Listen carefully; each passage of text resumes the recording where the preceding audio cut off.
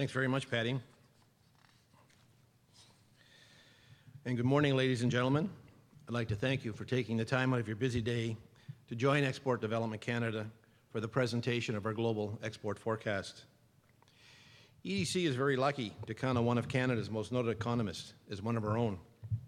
Peter Hall is our chief economist, and he's here today as part of the wider EDC team, all of whom are working towards making it easier for you to do international business. Peter's role is to provide you with a truly global view of the risks and the opportunities in the marketplace, which we hope will help you make better informed business decisions. Following Peter's presentation, we hope that you will walk away with a better understanding of what's to come in the world economy and what that means for Canadian businesses that need to be prepared for the growing international demand. Peter's speech may give you pause to think, such that when you're back in your office and you ask yourself the question, are we ready? And if the answer is no, then perhaps EDC can assist. We do more than provide financing and insurance for your international business. We're here to help create opportunities for companies like yours, from targeted introduction to senior procurement executives, supply chain matchmaking trips, and advanced financing to help promote the purchase of Canadian goods. If there's anything that we can do to help you increase your trade activities, please don't hesitate to ask any of the EDC representatives here today. And today with me is Jeff MacArthur from our Moncton office and Brian Nugent. Now, let's welcome Peter Hall so that he can do his part to help with your business planning by discussing EDC's global export forecast entitled, Ready for Whitewater. Good to work with you. Well, thank you, Dave, and thank you for the kind invitation to come back and speak with you. Economists are always surprised, I guess. Well, we always like being invited, but we're always surprised when we get invited back. And we're never quite sure why. You know, have you invited us back to throw rotten fruit at us? Or because we said something that really meant something to you? Well, I'm certainly hoping this morning that it's the latter, and Dave's here to protect me in case that fruit starts flying. I couldn't agree more, I guess, with Patrick's sentiments as well in terms of his welcome and the characterization of what is going on at the moment. And what I would say is, for all of the efforts that have been taken over the last 10 years, and for all that Trade Team PEI and others who were involved in increasing the awareness of trade here in PEI, you've got some very clear statistical medals to put on your chests from what has been achieved over that short period of time. It's remarkable what is going on.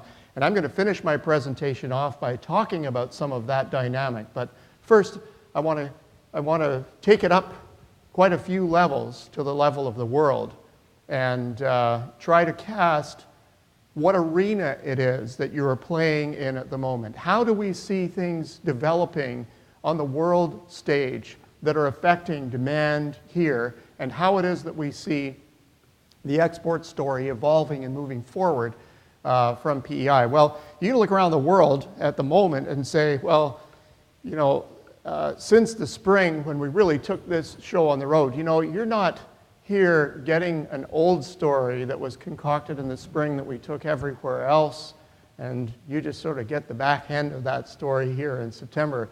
We do delay our visit to Prince Edward Island until September, but you actually get a sneak preview of what it is that we're going to be saying in our fall forecast. So things have been updated. Well, you might say, well, since the spring, there's a whole lot of stuff that has happened out there that is making us very worried about where this world economy is going. You don't have to look too far out the window before you see things like Russia-Ukraine conflict. You see the Middle East conflict fomenting again. You see ISIS that is causing lots of fear and spreading atrocity, unthinkable atrocity, over two countries at the moment. And they have an alarming amount of momentum. You can look at the outbreak of an Ebola crisis and stand back from that and say, okay, well, we still haven't conquered virulent diseases like that. You can look at Europe and how Europe has slid. In some countries, they've actually slid back into technical recession. And you can say, well, that's a pretty scary one because there's a very large chunk of GDP in that part of the world. And there's always Scottish secession that we have to worry about too. What's going on? And is the risk list just growing? And are natural disaster events just a way of life and so forth? Well, sorry to start off on a high note here. These are things that have actually happened. They're real. You see them every night. And you might stand back from that and say, well, with all of this that's going on, do I have reason to be optimistic about what is going on? And you might say, well, this is a much more exciting outlook, I guess, than the outlook that I maybe took around the world or around Canada back in the springtime. Well, I actually think it's a whole lot less exciting because what we actually said was going to happen in our spring outlook is happening now. I mean, it was exciting then because it hadn't quite set in. And so we were out there with this sort of risky forecast saying that, things are going to pick up. And they're going to pick up in the second, third, and fourth quarters of this year in a very dramatic way. We did not have a whole lot of evidence of that actually happening at the time that we were out on the road. And now I think you're a little bit more convinced that that is indeed the case. So it's sort of less exciting. I feel like I'm putting my neck out there less. But that's a good story for us all because I think I've been characterized as being this unbridled optimist who keeps coming up with a rosy story. No, it's just that we're trying to look out into the future. I can be gloomy with the best of them when it's the right time to be gloomy. But we looked out there and said, well, as we add things up, it really looks to us like momentum is in the economy and it looks like the time is now. And that weather thing that America was going through in the first quarter was very temporary. People were not convinced of that at the time. They thought, oh, this is another one of those things that the Bank of Canada calls serial disappointments that's going to get in the way of the economy actually getting back on its feet. And we said, no, we don't think so. We think that there are signs there that are showing us this is temporary and that growth is actually going to be very strong going forward. And so we were looking at a 4+% second quarter rebound, and that's in the bag now, and they're looking at even revising that up to 4.4%.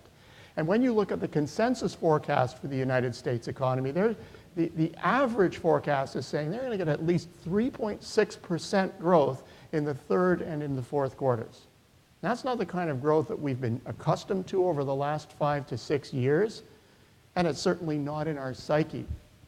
Well, we think that that's quite achievable and that the U.S. is going to post a great rate of growth this year, but that's setting us up for greater momentum in 2015. Why do we feel so strongly about that U.S. economy? Let's just review. The U.S. economy is getting back up, and one of the sectors I like to go to is the housing and consumer sector. The consumers in America were really beaten up on in this crisis. They were overly indebted. They had taken huge risks. Banks were giving them ridiculous mortgages, and they were so leveraged up that they did not have a whole lot of hope. All of a sudden, the crisis happened, and you had all kinds of cataclysm, really, inside of both of those markets. Well, funny thing is, over time, I mean, America is a place that knows how to clear out cheap goods. Just go to any outlet mall. You can buy name brand stuff really cheap down in the States if you know where to look. And the same is true of their housing market. They slashed prices in their housing market. And they weren't selling them at outlet malls, but almost. And they slashed their building rates as well. Now, what that did was it enabled the market to clear. Do you know that from an enormous surplus of houses back in 2009, the American housing market is now in deficit, and it's trying to crawl out of an underbuilding hole? Well, they can't grow fast enough because they can't get enough people to build these houses, and they can't get enough materials to put them up. But underlying demand is very strong. There's still 40 to 50% growth in that market. And that, folks, is a leading indicator of economic activity. If that one is strong, it means there's a whole lot of other stuff that is ready to follow that or following it right now. But think about it. You know, you start building a house and you put all of the bits and pieces together, and when you complete that house, and by the way, housing completions grow at the same rate as housing starts do, with a few months lag, well, all of those completed houses need stuff in them. And the stuff that goes in them is at the same dynamic rate of growth. but that's a much bigger part of overall GDP. That's a sense in which you get a really good barometer on where the US economy is going by watching that market.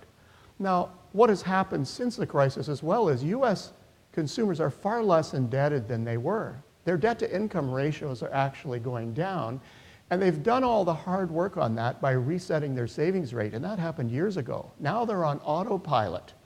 And with the economy picking up, that rate of debt to income is continuing to go down. Folks, we are seeing a US consumer that is newly empowered to go out there in the marketplace, and there is significant pent-up demand. Kids living in the parents' basements and taking 2, 3, 4 degrees in university and so forth, waiting for the day when the job market is actually going to pick up. And when it does, and it is picking up now, and those people are engaged in the economy way, they form households and they get out there and they buy a housing unit, and everybody says, where does this come from? Well, it's been sitting there for a long time, just waiting for the moment to actually jump out into the marketplace. So that pent-up demand is a source of great activity in the US now, and that's what we're seeing happen, and that's what we believe will carry us forward, not just into next year, but beyond. So the housing market is feeling pent-up demand. What about the business sector? Investment has been shut down for years, and I mean not financial market investment. I mean investment in bricks and sticks and machinery and equipment that are on factory floors and all that good stuff. Do you know that all of that frenzied activity that was happening ahead of the Great Recession caused businesses to calibrate themselves to a greater than normal level of business right around the world? And when the recession happened, they had huge amounts of spare capacity. So what could businesses do? What did they have the luxury of doing? Well, they could go right on hold if they wanted to. They didn't have to invest a whole lot. They just had to lean out their operations, and they had tons of spare capacity. And since then, they have gradually been using that spare capacity up. But it's meant a very suppressed level of business investment. Now, capacity utilization rates are almost where they were in those frenzied times. And we are not frenzied times at the moment. Growth has been picking up gradually, but industrial capacity in the United States has not been keeping up. Folks, there is huge pent-up demand in industrial investment in the United States. Indices of CapEx orders in the United States are going to the moon at the moment, and the spending is starting to happen, not just on machinery and equipment, but they are actually now engaging quite substantially in non-residential investment. Normally, growth picks up and a couple of years later, you start investing in buildings. They're doing it now.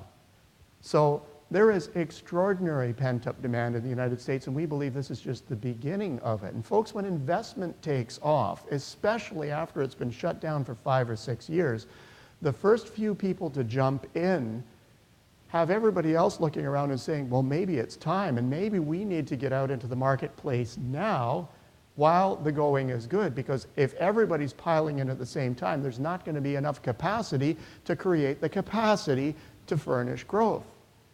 So all of a sudden we find ourselves with the gears turning very quickly, increasingly quickly in the United States economy on 2 very important fronts inside of the domestic economy. 3 actually, if you count the consumer, the housing market, and businesses. Well, it's one thing that people have to actually get out there and do all of this activity. But one of the most remarkable occurrences in the United States economy, and it's barely a year old, is that they actually want to get out there and do this for the first time in this entire post-crisis period.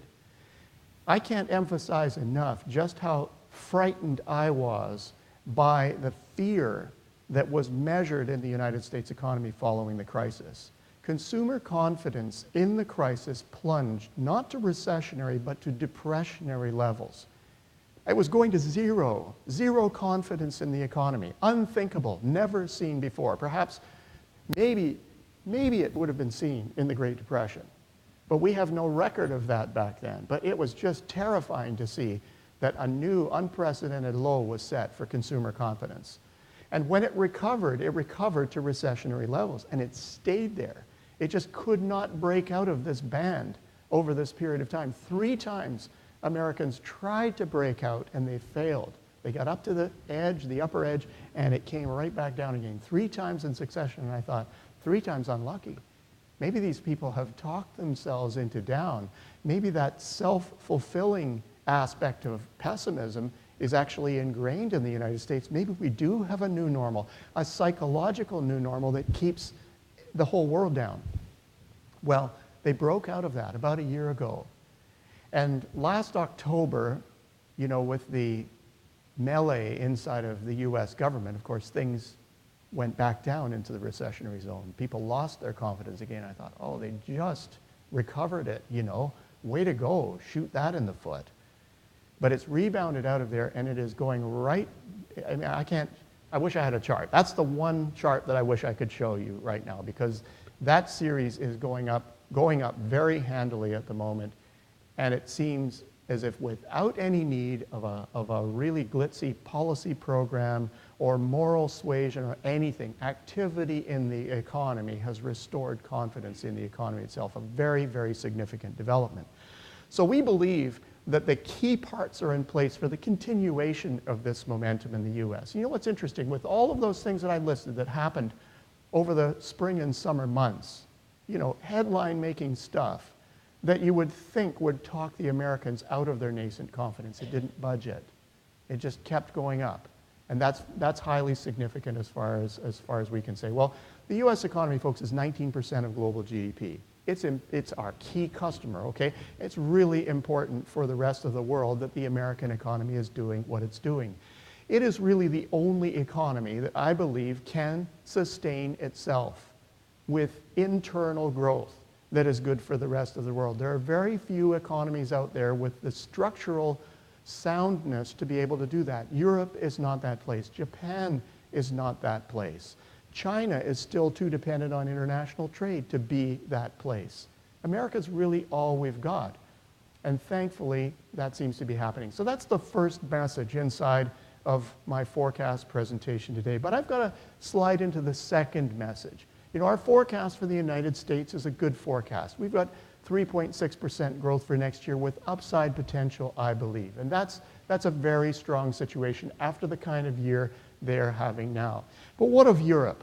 What do we say about the Italian economy slipping into recession? What do we say about Germany posting its latest quarter at a negative rate of growth? What do we say about France, which is flatlining at the moment and in the middle of political turmoil? They've had to dissolve their government, or put it back together. Not dissolve it in the sense that they have to have an election, but they're redoing their cabinet.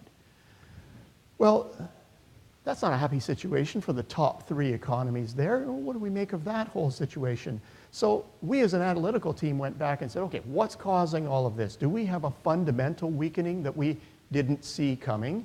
Is there something underlying there that has developed in the economy that's undermining it? Well, we looked at that and we said, well, all the structural problems that Europe has haven't really changed. Sure, they've got fiscal problems, but they're actually repairing those problems quite handily, far faster than anybody thought. So there's not really been any change except a positive change on that front. How about their banks?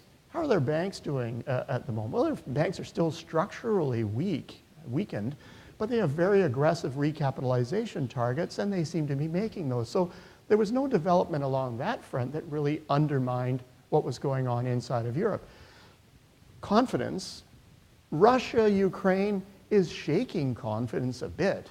But folks, if I can just draw you a little finger chart here of where confidence is going in Europe for both businesses and consumers, confidence has been rising and it's almost back at pre-peak levels. And it's just gone down a little bit. Isn't that much better than just having a chart up there? You just draw them. That is a true story of where European confidence is at the moment. So if it's still at very high levels, and all of this stuff is going on, and we've got this nascent weakening that could be shaking the foundations of growth over there, and it's not, well, we've had to stand back and say we can't find any good reason for this being a fundamental fracture inside of Europe so that we get a neo-recession happening out there. No, that's not what we see as going on. And frankly, if it gives you any comfort, we went back then to the consensus forecast and said, well, what's everybody else saying? And when we look at the numbers that they're forecasting for this year and next, they don't believe that there's a fundamental weakening going on either. Now we see some of the high-frequency data coming out on Germany, and we realize, okay, it looks like the second quarter was a bit of an anomaly. The third quarter numbers are popping up, and they're popping up like a rocket. And that makes sense, you know, if you believe that some of that growth in the United States is actually going to translate into export growth for Europe, and it seems to be that way. So we're looking at this situation and saying, don't get too fussed about that. Yes, it's 21% of world GDP. Yes, it really matters. No, it's not the leading driver of world growth out there, but its growth seems to be stable for now. And as long as they continue to grow, be it ever so tepid, they will continue to deal with their structural problems.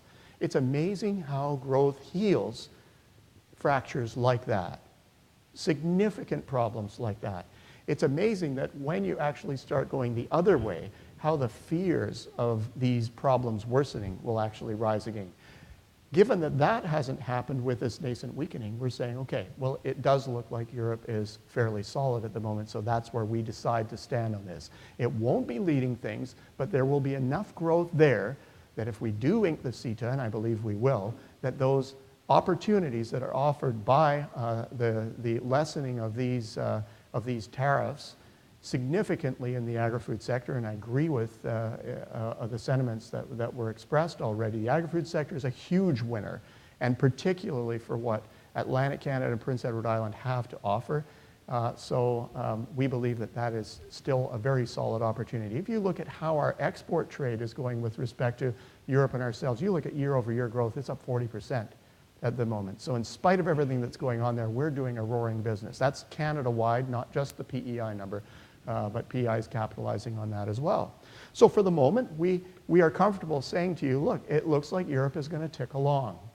So that's a substantial chunk of world growth that we've dealt with there. And Japan seems to be doing some very interesting thing on the business investment side of things. So the number 4 economy in the world is actually, the number 3 economy is actually ticking along as well in spite of all its structural concerns. Well, Prince Edward Island is a place that has done remarkable diversification of trade over the last while, and that was alluded to. Let me give it to you in numbers. There was, single-digit diversification going on. The amount of trade that PEI was doing with emerging markets back in 2000 was very much in the single digits, meaning, I think it was around 6% of the trade, the merchandise trade that was coming from here was headed to emerging markets. Well, that number has swelled to over 17% over that period of time. And PEI is either number 1 or number 2 in the provinces, depending on how you measure it, in terms of the degree of diversification that has happened between the year 2000 and the current number. That's remarkable, and that's why I hail the work that is being done here to raise awareness on the island. Awareness is a huge part of inaugurating business activity, or at least even thinking about that business activity in places of the world that you've never been before. So given that, what is the outlook for emerging markets as we see it? Was a lot of hand-wringing about emerging markets and where they're actually going. There's a lot of faltering that's actually happened. If you've been doing Brazilian business, you might think, okay, well, what about all of these stories of emerging markets going to glory? I'm not feeling it in terms of the business that I'm doing down there. And then there's Russia, sanctions being piled on in increasing amounts and increasingly affecting real business, and that's a market that looks like it's in technical recession at the moment. Well, these are the two of the big BRIC economies. Like, if that's happening at the moment, then what is the story? How do we add it all up? Well, those are 2 anomalies as far as we're concerned inside of emerging markets. Brazil could grow, but it's not creating enough capacity to grow. Russia's involved in conflict at the moment, and as long as sanctions are there, they're going to want to punish the Russian economy, and that's what's keeping it down. But when you look at things way over in China at the moment, well, those who expected that China was actually going to lead world growth got very euphoric about the fact that, China now has a significant consumer class, and they're actually going to be driving things forward. That is happening, but it's way too early to say that they've got a self-sustaining economy on the inside. What happened to China when the crisis happened is that Trade as a share of GDP plunged. It went from about 62.5% to about 42.5% almost overnight. That was a massive hole that was created inside of China that would have thrown the country into crisis had not the government stepped in with the most aggressive stimulus program I've been able to find in all of the stimulus programs that were inaugurated in 2009. And it was perpetuated for 5+ years. That's a long time to keep very aggressively growing policy inside of your system. And why was that? Why did China need to do that? Well, with the absence of this trade function inside of the economy, something had to fill the hole, or you would have had unemployment all over the place. You would have had a collapse of the retail market. You would have had significant, obvious, world-shattering problems inside of their banking sector. So that couldn't happen. And so the government stepped in with a very effective policy program that really has kept that mega economy going over the last while. But even that kind of policy going on for that amount of time wears thin after a while. You just can't keep an economy going on perpetually increasing amounts of stimulus over time. You're going to run out of money. And I'm not saying China has run out of money, but maybe out of the will to keep this going. Well, if the US economy is firing up, it is going to be demanding things from the rest of the world. And I believe with a reasonable but a short lag, China is going to be showing signs of a revived trade sector at the moment. Chinese trade growth might be impressive to you at the moment, but when that share of GDP that trade took up went down, it never came back up again.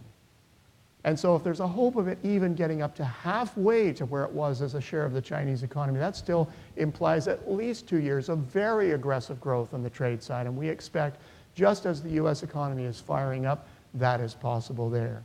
Europe will be a bit of a drag on things, and that's why we're not forecasting a China getting back to the same kind of trade performance as it had before as a share of GDP until sometime well into the future. Europe really needs to repair itself before that will actually happen. But if that dynamic is going to happen, then the whole Asian theater takes on a new dynamism again, or a renewed dynamism, let's say. And I believe there's a lot in it for other economies because of the fact that China is running out of that endless army of surplus labor that they've had. They are actually having to engage in very significant investments outside of their borders, taking low value-added manufacturing activities and putting them in other countries to keep their own juggernaut going. And they're moving their own people up the value chain as we speak.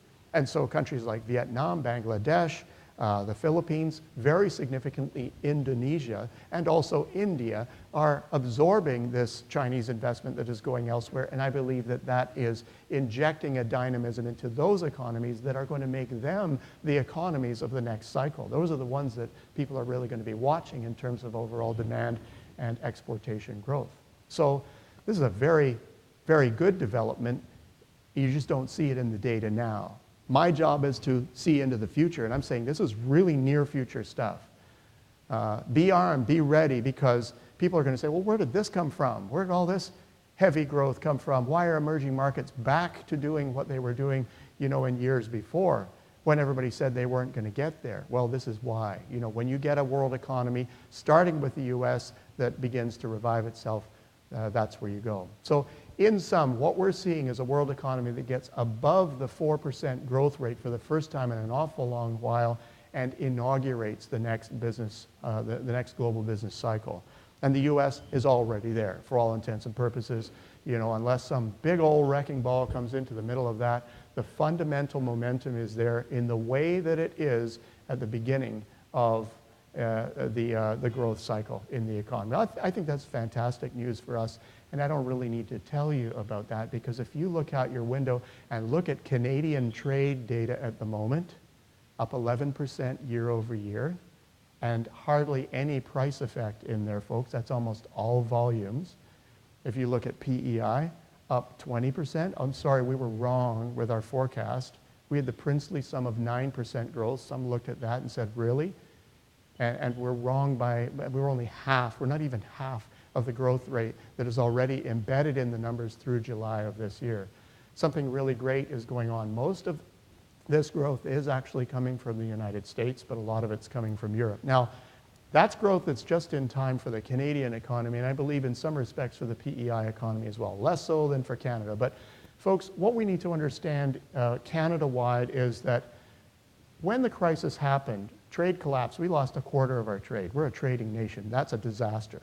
And normally what would happen there is that the consumer would take a beating, housing markets would take a beating, fiscal policy would take a beating, everything would come down, business investment would shut off, and the whole Canadian economy would be in a tailspin. And that didn't happen this time around. For one key reason, we did not bring US-style excesses into our recession. So when we stimulated the economy with government spending and with lower interest rates, our domestic economy took off. We just didn't have the same imbalances there. So our housing market took off, consumption took off. Now, what happened was we took on a lot of debt there. Now our debt ratios are climbing up to the levels that they were in America prior to the crisis happening. And now you're going, uh-oh, okay, so Canada's in for a beating here. No, because the trade sector handed off to the domestic economy, and now the opposite is happening.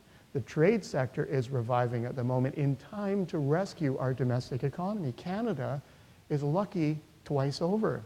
I've never seen this happen before, so this is really something that the models cannot capture. We've never seen this overturn happen in a way that's offsetting growth beautifully, almost perfectly in terms of its timing in the economy. Now we're in the in-between zone, so it's a little bit weird at the moment, but now we've got the trade data that is picking up handily, and it really looks like this rotation in growth that the Bank of Canada has been talking about is underway. So this is the sense in which we're feeling very good about the forecast that we went out with in the spring. Now, it's sort of boring because it's happening. But I'm here to say, you know, given that it is happening, there are a couple of things that we need to be aware of. First of all, this growth could get the better of us. Since we've been shut down for so long, we may be in danger of not being ready to accommodate the amount of orders that are actually out there in the system. There is a sort of you-first investment mentality that's not just a Canadian thing, and I'm hoping it's not a PEI thing, but it is really a world thing. When business investment gets shut down for that long, companies recalibrate the way they think about things, and they're just not ready to be the first past the post when it comes to putting big bucks down. So one of my worries is that a number of players may miss out on this growth wave because they simply don't have the capacity to furnish the growth itself. You know, the costs will start going through the roof and then will become uncompetitive, and then things will fall apart. The second thing I worry about is this investment mentality. You know, when the investment wave actually takes off, will we be able to furnish that investment wave? Are we prepared for that? And I believe that's what's going on at the moment. It's sort of a case of having too much growth all of a sudden that can't be accommodated. Now, when I first started espousing this about 3 years ago, people thought I had really, you know, that big bolt in the brain had fallen out, and there was something there that was really loose. But this is what happens when you have a protracted period of nothing, and the psychology gets geared up for something other than what we've been used to in the past. And so the reason I entitle this, "Are You Ready for White Water?" is we really believe that, you know, we've been on this sort of very placid lake canoeing along for a while, and we've come to think that this is our new reality. But at the end of this lake is a very fast-moving stream that we're plunging into right now. And there are rocks there are risks, there are worries. But our job is to navigate through that. And that's why we're here, right? We love the rush of the white water. Let's go. You know, that's what we're built for. We've got all of our moxie ready for such events. It's just that some of those muscles have atrophied over the last 5 years, and we need to get them going again if we're going to take on this water and succeed. So the challenge in front of us really is to embrace that, to understand what it is that's going on. I mean, I could go on, and I do have a couple of numbers here that I want to talk to you about, and you're living these numbers, so I probably don't need to talk too much about them, but I'm just amazed. I'm going to go over them again because they're so spectacular. When you look at your pharmaceutical industry here, which is ranked number 7 in merchandise exports in the province, it's growing 54% this year. When you look at engines and turbines, that's the 3rd largest industry or exporter in the province, up 31% year over year. The aerospace industry, 27% year over year. That's your number 4 exporter on a merchandise basis. Seafood is up 16%. You're having a good year in seafood as well. And that's partly a price story, but that's your number 2 industry. The only one that I can point to that really isn't doing the same kind of thing is the frozen food industry. For some reason, it's down 9%, but it's really the anomaly, the fly in the ointment. And I do want to say that this is not just a US thing that's happening here. This is a phenomenon that is resulting partly from the revival inside of the United States, but partly as a result of this phenomenal diversification that you have been doing on the island. Remember, you're either number 1 or number 2 in terms of the magnitude of diversification that has happened from 2000 through to 2013. That's stunning. You know what that tells me?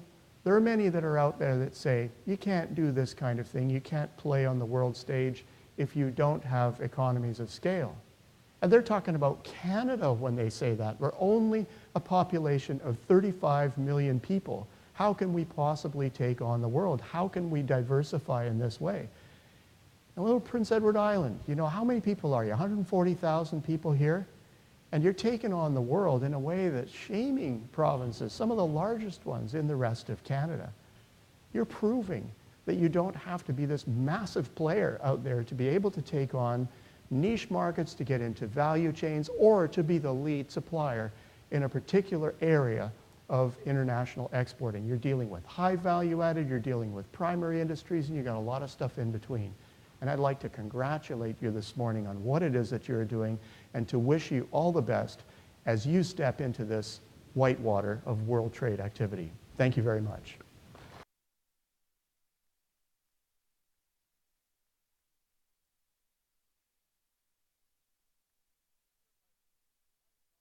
My time, or is there time for a Q&A? If there are a couple of questions, are we okay for that? Okay, so hold on to that for a second there. And there is a mic in the middle of the room there, and I'd be sort of devastated if I left your island here and there wasn't at least one question that came up from the floor. Is this just all like, okay, we knew this was going on, so you came here to tell us, you know, what we already know?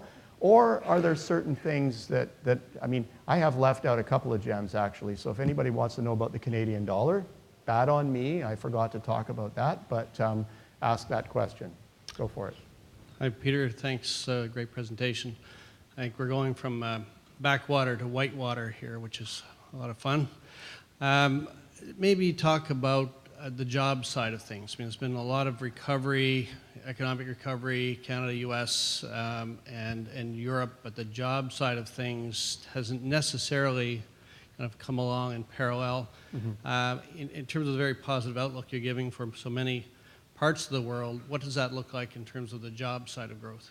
That's an excellent question. Thank you for raising that. It's a concern everywhere I go. You know, if things are as rosy as you're saying they are, how come we don't see it in terms of a plunging unemployment rate in the United States, you know, in Western Europe, you know, what's going on? When are my kids going to leave the basement is really what people want to know. But, you know, what do we make of all of this? Well, first thing to know is that growth revives before jobs actually pick up. There's always a lagged activity that happens there. So you know how it works. I mean, companies don't go out there and proactively hire thinking that they might get orders. They want to know that the orders are actually coming in.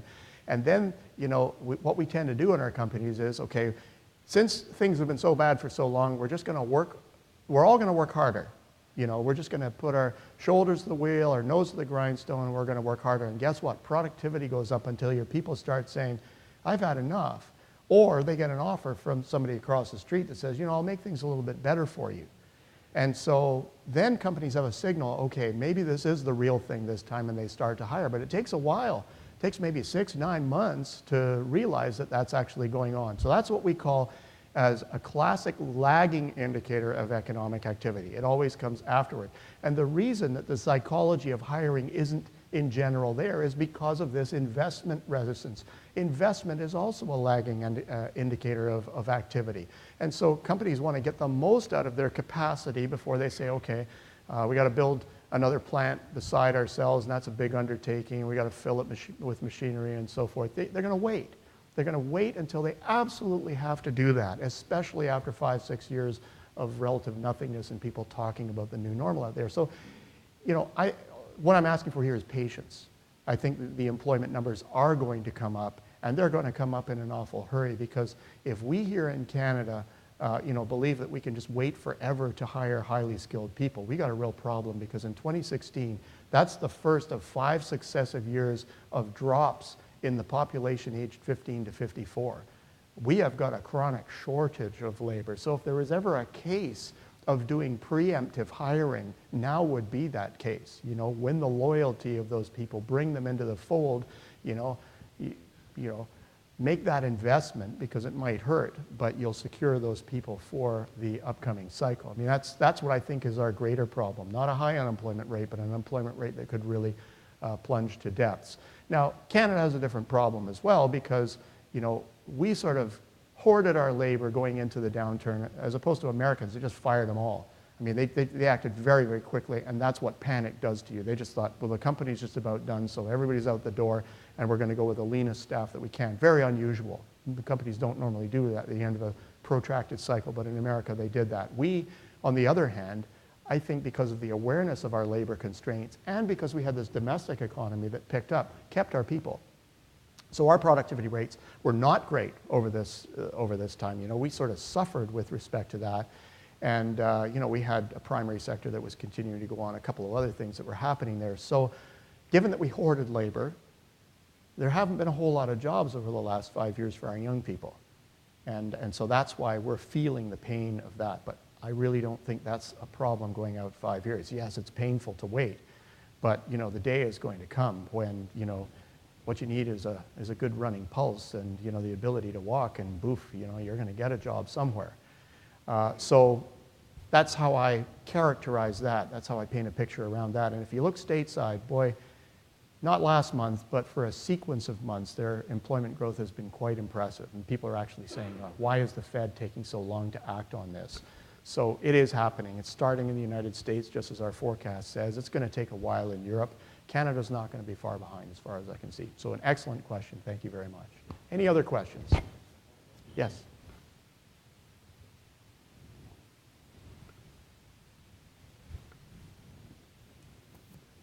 Thanks again for the presentation. My question goes to the scenario of one of the emerging markets, especially Brazil. Yes. You just mentioned that Brazil is below its growing capacity. And I, as a Brazilian, think that this scenario is due to a lack of investments in infrastructure in Brazil. Do you think that this deficit in infrastructure could represent an investment opportunity to Canadian companies that would seek opportunities to get into the Brazilian market and then explore this market in joint ventures with Brazilian companies?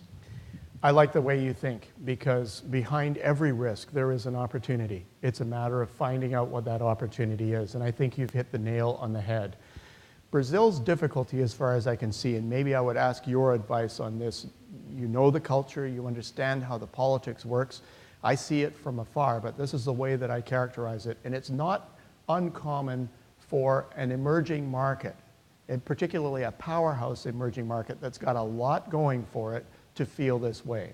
What do I mean by this? Well, one after the other, these markets of the world, they will see their ascendancy happening, and they'll want to keep as much of that inside of their borders as they can. Let's capture this activity for the benefit of our own people, because we've gone for so many decades and perhaps centuries of underdevelopment that we want to make sure that all the glory is spread around. And Brazil almost has a more acute difficulty with this because of the high sensitivity of the announceables. You know, are Brazilians, are the impoverished really being pulled into this juggernaut, or is it just the wealthy that are benefiting from this? So Dilma has had this problem, and presidents before her have had the same kind of difficulty. It's very hard to move forward without taking, you know, at least a half step backward. And that's what's happened recently as well. India seems to be getting over this. The Middle East got over it quite a while ago, and there seems to be, a realization that dawns on these economies once they come to the point of view that say, okay, we cannot do it on our own. We're going to have to sell this to our people, but the benefits are going to come very quickly. And once they get over that, a new dynamic goes into place. Brazil's difficulty is they've said, okay, let's do that. Oh no, let's not do that. Well, let's do it. No, well, let's pull that back again. And we've had Canadian companies that have been burned because they've been very excited about getting involved in the electrical transmission and distribution and generation activities. It's just, where is the politics actually going to be? We have Canadian firms that have wanted to invest down there in order to supply Brazilian companies. And their testimonial to me is to say the Brazilian companies have said, don't come down here because you're not going to be able to get the goods to us on time, produce from Canada, ship them down, and at least we'll know that we've got the stuff. That's people inside of the economy talking about the economy itself. Okay, so what is the solution? Well, I believe it's looking much more like crisis is going to happen before the realization sets in. And if necessity is the mother of invention, that's what we operate by, that's what all economies operate by, then I think in Brazil's case, it's crisis that's going to be the mother of transformation, because that transformation is definitely needed. But until we see something happening along those lines, I'm afraid we've had to write down our forecast, and the difficulty is because of the size of the Brazilian economy, that's holding back the rest of the subcontinent, or the continent. And so we're in this sort of holding pattern at the moment, sort of waiting for something to break the tension. I'd say that when the tension is broken, we need to keep our eyes on that, because absolutely, and I'll say it again, you've hit the nail on the head. When the opportunities are available, there's a massive amount of potential to get that economy going. So thank you. Brilliant question. I appreciate that. Cheers. Peter, you mentioned productivity. What are your comments on sort of Canada's performance relative to trade partners and competitors? Because the numbers within the GA have typically been lackluster. And in this part of Canada, they've been underperforming as well. How important is investment in productivity by firms to continue to that plan? Thank you. Just for the sake of getting it onto the recording there, this question is about productivity in the Canadian economy vis-a-vis our trading partners. What should we be doing in order to enhance productivity? I think I covered that capably. Our difficulty with respect to productivity is that we're always comparing ourselves to the world gold standard. In the United States, they are doing something that no other OECD nation is doing. They systemically get productivity growth that is 50 to 75% greater than the average for the rest of the OECD. Every year, in good times, in neutral and bad, it doesn't seem to matter. And so we always compare ourselves to them, and we really beat up on ourselves when that happens. The second point that I'd like to make is that just as I was answering the question before on employment, since we labor hoarded, well, our productivity numbers got baffed by that as well. So, our recent numbers are not looking good as a result of that.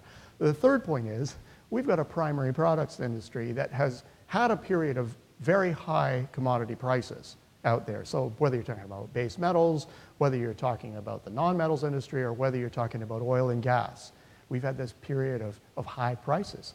And you can hide a lot of inefficiency behind that. I mean, the oil sands, for example, have been pulling in people with nowhere near the skill level that is needed, and they've said, okay, well, we'll pull you in and we'll train you up for 9 months so that you can do what we need to do. They get nothing out of them for 9 months, but they're on the payroll. Well, what does that do to productivity?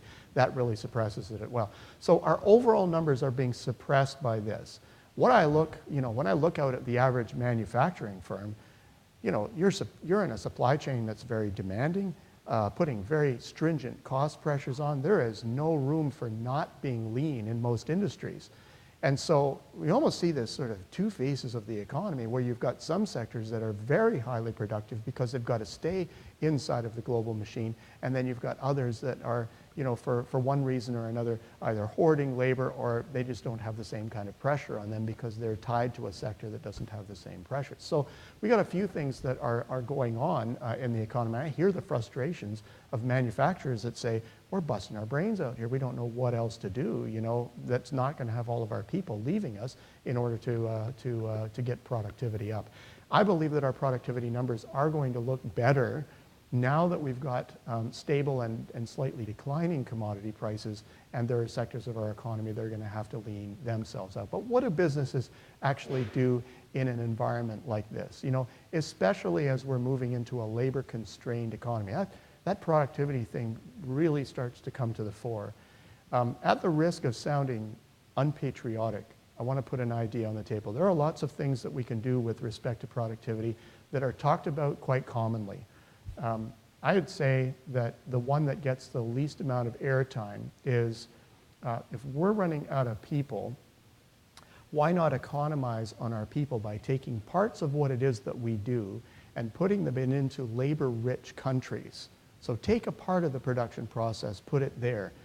Reserve our labor who know our company, who get us, get them into a different and higher value-added function that becomes part of a business that actually has a more global reach.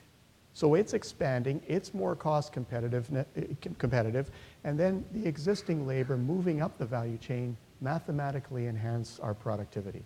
Now, the reason I put that one on the table is it's politically incorrect to say something like that. We still judge ourselves based on what's coming in as opposed to what's going out.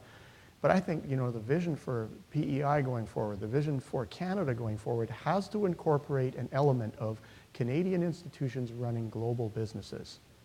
You know, it is the way to enhance productivity, and we just don't have the luxury of endless amounts of labor to be able to do everything inside of our borders. So, you know, now the rotten fruit's really coming out. But, you know, I figured I had to put that one out on the table because this question, you know, there are many, many answers that are given over and over and over again. And that's one that you don't commonly hear. So I'd like to encourage that. I don't think that's a bad thing for Canada. I think it's becoming a more necessary thing for us to do. I've been called a heretic in the press for espousing that view. But I think if we take our eyes off of that one, we're in a lot of trouble. I think I'm out of time now, but I really appreciate a great set of questions, and I'm not going anywhere anytime soon. I'm going to be staying around for the lunch, so if you want to bend my ear on the issue that you didn't want to get up and talk about behind the microphone, that's perfectly good with me. So thank you very much for having me here again and for your kind attention. Cheers.